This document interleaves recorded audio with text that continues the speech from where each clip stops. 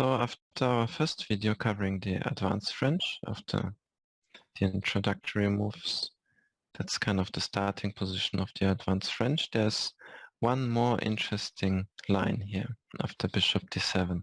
After we've covered bishop e2 and a3, probably the most ambitious move is bishop to d3, because obviously the bishop is standing better here than on e2, but the drawback is it's standing in the way of the queen when it comes to defending the pawn on d4, and black is able to make use of that immediately.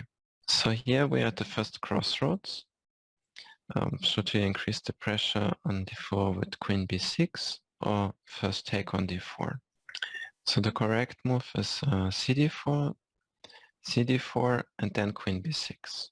And one more thing here, instead of taking back in the true Gambit style, white can castle.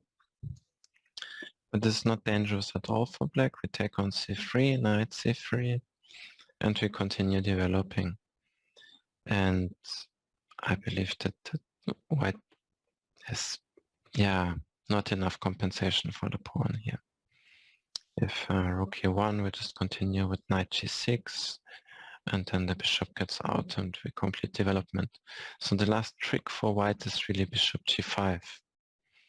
And here one just needs to find one accurate move with black and the little bomb is diffused. One nice easy way to do it is just play a6, no one ever coming to b5 anymore, and then on the next move we can go h6 and we're just happy with black. Also, let's go back here. So this is kind of the main position, but it's not dangerous for black. So we go queen b6, castles, we take the pawn.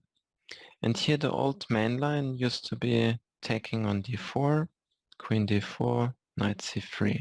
So now we see this motif again that, white's one idea is connected to playing knight b5 at some point.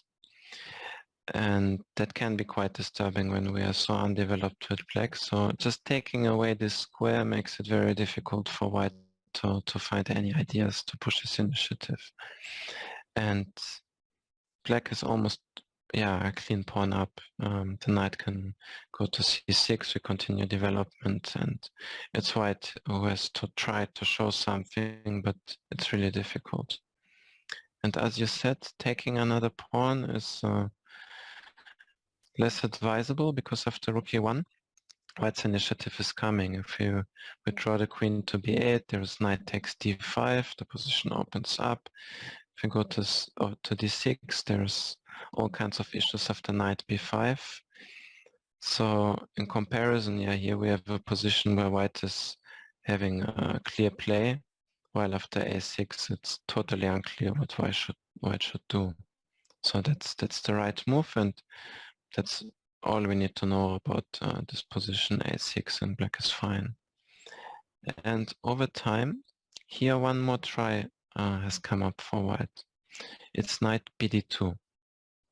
So kind of supporting the well-positioned knight on f3. So my kind of guide or a guiding principle when I material up is I want to exchange pieces, simplify the position.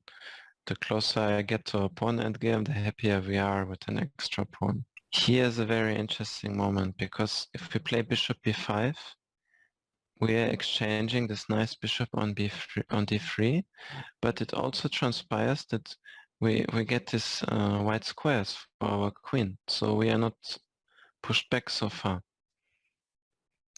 So white is making these moves with tempo, but now the queen actually has a good spot on d7, very solid. So we see immediate benefits from these exchanges. And after rook c1, knight e7, we just continue knight c6, bishop e7, very natural development for black and nothing to fear for, I think. Hey, check this video out to make sure that you get more important information to bring your chess to the next level.